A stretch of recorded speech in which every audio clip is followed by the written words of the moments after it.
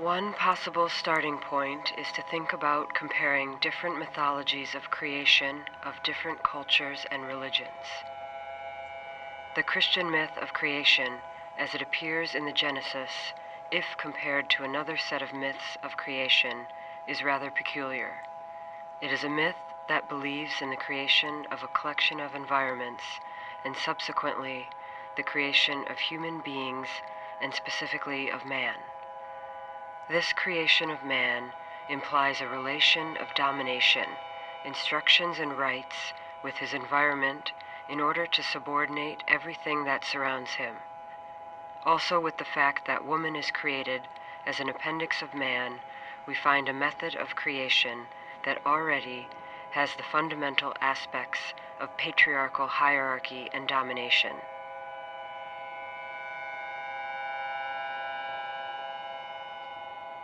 It is very signifying that this is the myth of creation.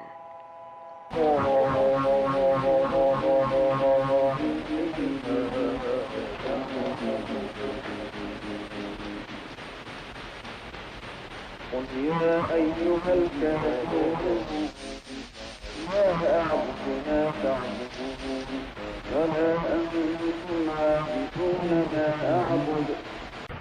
Making a step forward, there is an important historic preview in which we find that Christianity in what is called Western Europe today jumps ahead from its relatively small, fenced provinciality and defined territory surrounded on one side by the sea and on the other by the Islamic world. America at that point had very little importance since the main economic powers were focused between Asia and Europe. Subsequently, there are a handful of very important events that relate to America: the beginning of modernism, the emergence of capitalism, and the jump that represented the advent of Western Europe's control over the trade routes across the Atlantic and the slave trade in America. All of these dynamics are the pillars that served as a base for 18th century Western Europe to become the dominant economic power.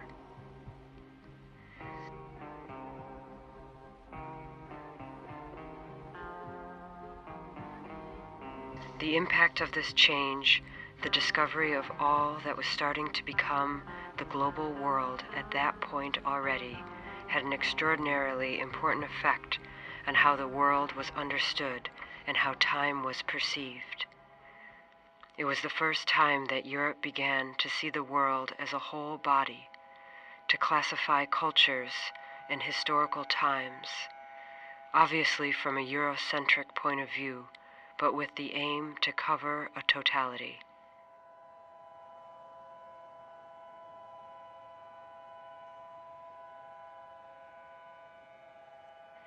You then start to identify among some thinkers the linear and sequential constructions of the different possibilities of interpretation that emphasized some aspects but dismissed others from different options and possibilities of historical reality.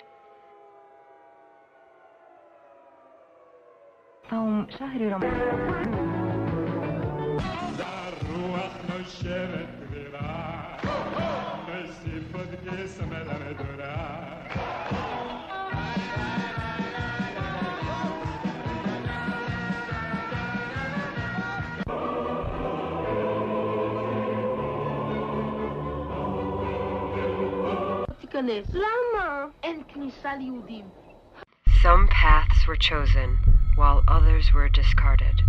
These options, of course, were taken depending on the individual and the particular position of those in power, as well as from the vision of the world in which they belonged. The ones that were chosen were the ones that they thought could communicate and had a resonance within a shared common sense.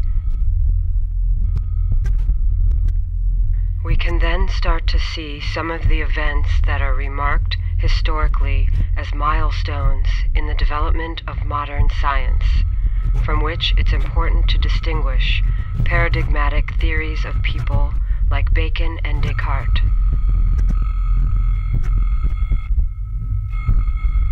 In Bacon, we find a visionary and extraordinarily modern notion of the future that later constitutes itself as modernity. Hello there. Welcome to Moody Institute of Science. Say, do you like mystery stories? Well, we have one for you. In the tradition of all good mysteries, it's complete with a haunted house and ghosts out of the past. A science lab seems a strange place to look for ghosts, doesn't it? But our story is true. Before we're finished, I think you'll agree that truth is stranger than the strangest fiction.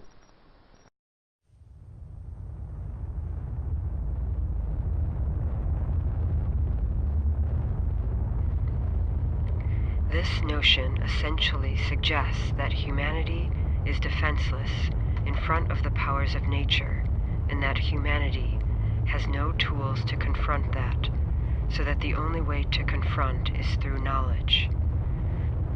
The task of scientific knowledge and thought is to detect regularities, to transform and to submit nature.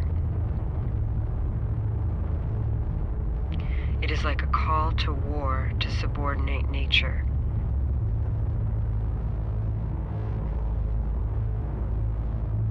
This is a call that essentially says knowledge's use is a tool to subordinate, to dominate, and to improve our material gain. This is a very potent idea that today doesn't appear to be revolutionary, as it is now part of our common sense. But at that time, it was quite a radical stance to take in relation to the past.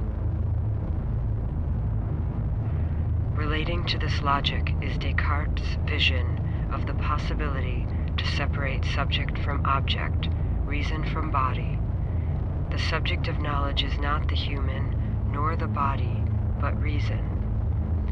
This notion that knowledge is reason has huge consequences, because it is a notion that separates the process of accumulation of knowledge from the conditions of production of knowledge, transforming reason itself into the subject. In other words, if you have the notion that reason is the subject of knowledge, then knowledge depends fundamentally on the application of methods. Reason applies method, and through this method, you absorb objective and universal knowledge. This notion of thought has a radical and revolutionary aspect, but once again, this has become common sense in today's world because science is now recognized as a searcher of objective and universal knowledge.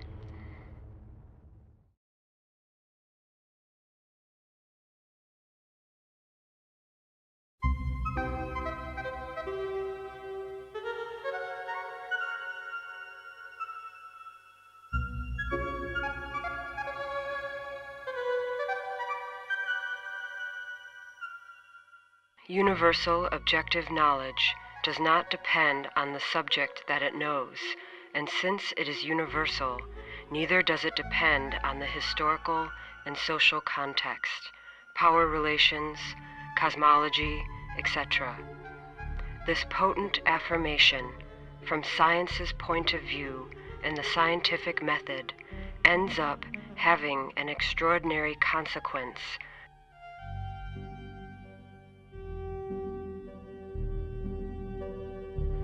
If you have a determined specific place where knowledge occurs, and there is a class-based society, for example, in which there are some groups that dominate and others that are dominated, and the dominating group announces, "Society is by nature a divided society, and the rich have the right to dominate it," then there is the possibility to identify in the subject that announces it that he is not only saying it because he is rich, but that this is only an aspect of why he is saying it. If on the contrary a discourse is built that has no subject announcing it, because it is a notion of abstract reason that uses a scientific method, then it becomes completely objective, and it is a reason that has no subject.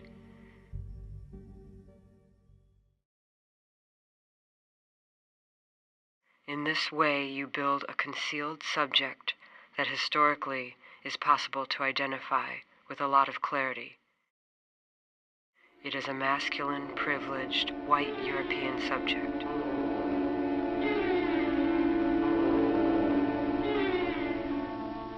In accordance with our instructions, we continued toward the planet which its inhabitants called the Earth, in order to study their mode of life. The intelligent creatures on this planet call themselves human beings, and they exist in an amazing variety of conditions. Some live in heat-laden jungles, wearing very little clothing on their bodies. We found others who cover their bodies with great gaudiness, even though the heat may be just as great. Some shovel food into their mouths with tiny silver utensils. Some use sticks of bamboo wood. And some use the 5 tentacle-like extensions which grow from the lower part of each hand. Some live in huts made from branches and leaves which grow abundantly nearby. And some laboriously build huge structures which they slowly fashion out of steel and stone.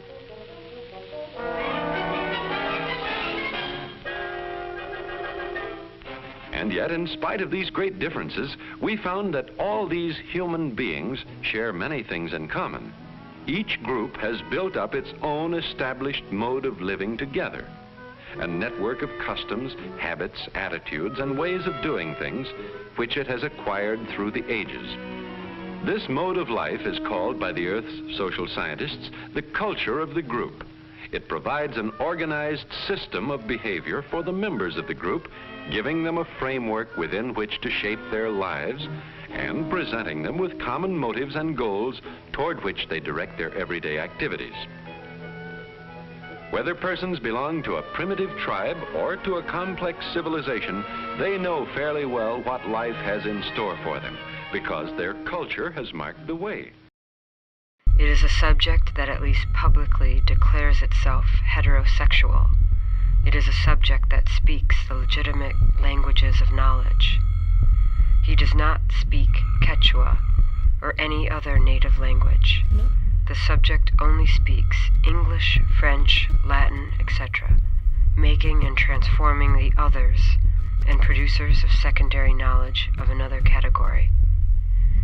This construction ends up dominating in such a way that even in the historical processes where scientific and cultural knowledge extends itself into other areas of society, it is already concealed with all these patterns of racism, Eurocentricity, nature domination, etc. At this point, it does not really matter who comes in, whether they are black, white, woman, man, African, Southeast Asian, or South American, because they enter with this constituted pattern of knowledge. That is why we speak about a constituted pattern of knowledge that is modern, Eurocentric, patriarchal, and racist, because it conveys all of that, and to dismantle that pattern of knowledge would create the possibility of a condition to overcome the world in which we exist.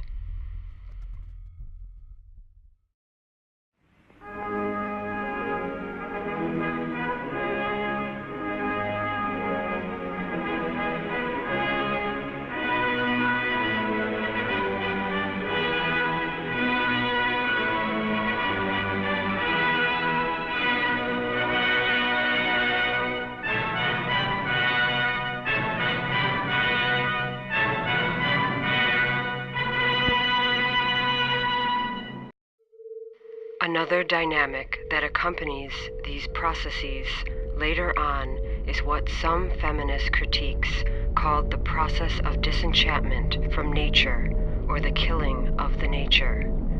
The image of nature, which is holistic and complex, starts to be reduced to a more mechanistic image, to the image of a thing, to the notion that it is a mechanism that can be decomposed and later on analyzed. With that logic, and from the moment that it connects itself with the logic of the expansion of capitalism as a social order that implies competition and growth, this logic of eternal progress and expansion has its means of support from a technological and epistemological point of view, and following this pattern of knowledge at the end becomes one thing, which is the capitalist neocolonial patriarchal pattern.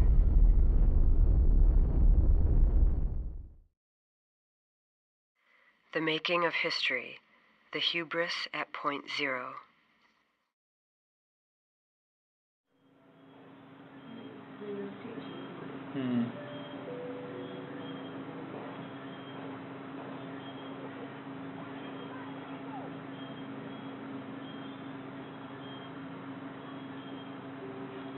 The Greek word hubris means prepotency, excessive pride, to believe that you are the owner of all.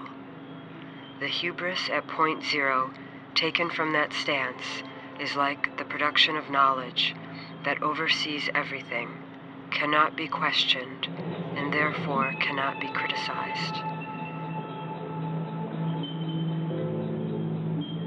The two most influential branches of Western political thought in the 20th century were liberal capitalism on one side and Marxist-Leninism on the other. They share a fundamental aspect, a blind trust in the possibility for scientific truth. They also share with Bacon the notion that it is possible from truth to build the best possible society.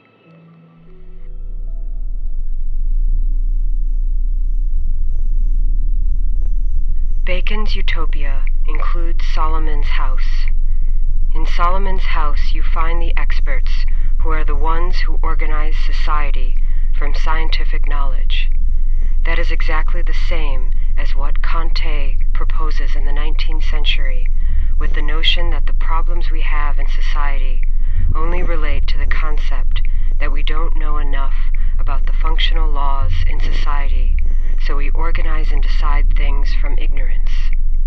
Only when we achieve enough scientific knowledge of how society actually functions, then the sociologists, who are like the technocrat priests, will have the capacity from their own truth to scientifically organize society.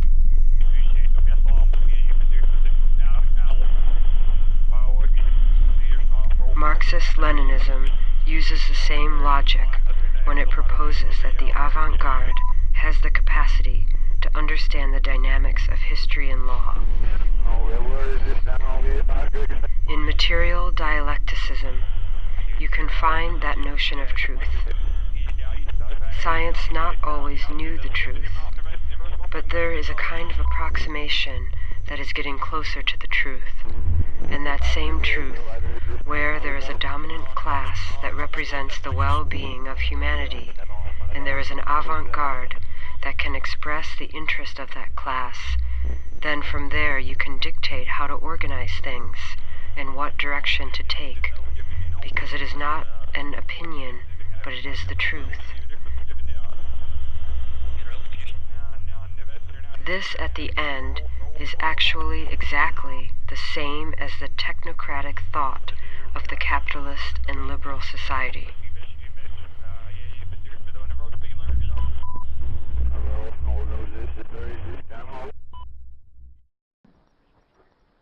The necessity to detach politics from truth is a condition of freedom.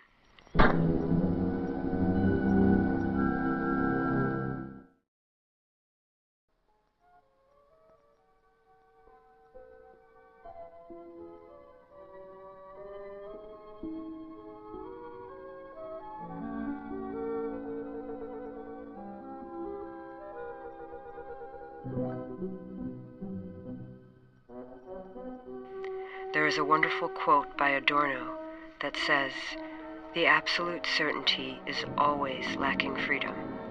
There is no possibility of freedom when you think it from the truth, because one of the characteristics of this pattern of knowledge is precisely its linear pattern.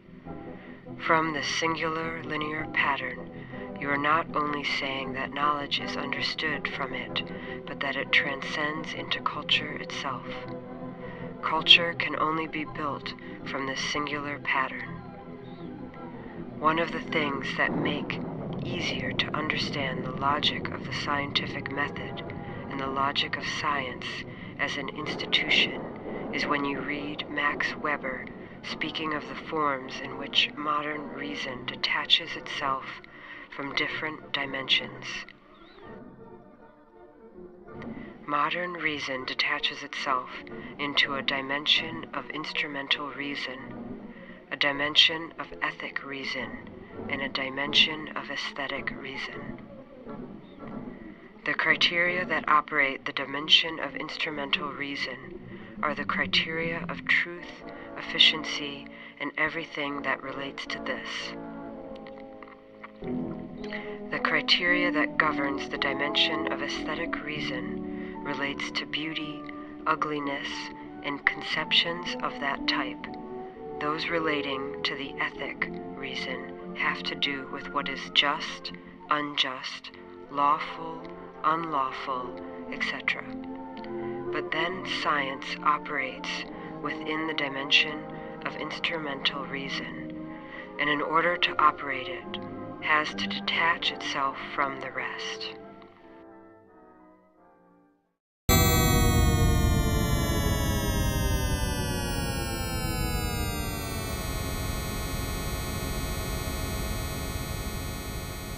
Modern science functions with the logic that the responsibility of a scientist is to give knowledge back to society, although in many cases, not even society itself, but rather the companies that finance the research and what is going to be done with this knowledge is not its responsibility. In other words, if society decides to regulate or not to regulate the research's outcome, that is a problem of another sphere, not the problem of the production of knowledge. The people, on the other hand, assume that the scientist, who is a human being, has an ethic and aesthetic responsibility within the society in which he lives, and that he is acting under the principle of precaution. If this happens, what would happen?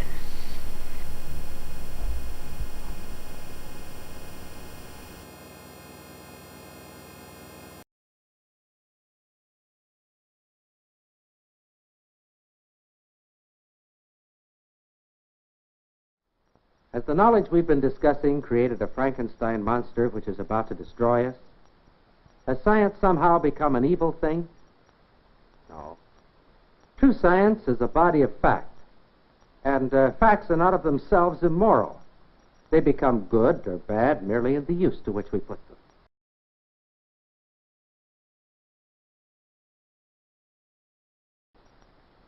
The very formulas and facts which gave man the ability to blast himself into eternity, these very facts contain powerful moral and spiritual implications which just might keep him from doing it. Now, we've considered some weird and fantastic things, but the implications to which we have just referred are the strangest and the most fantastic of all.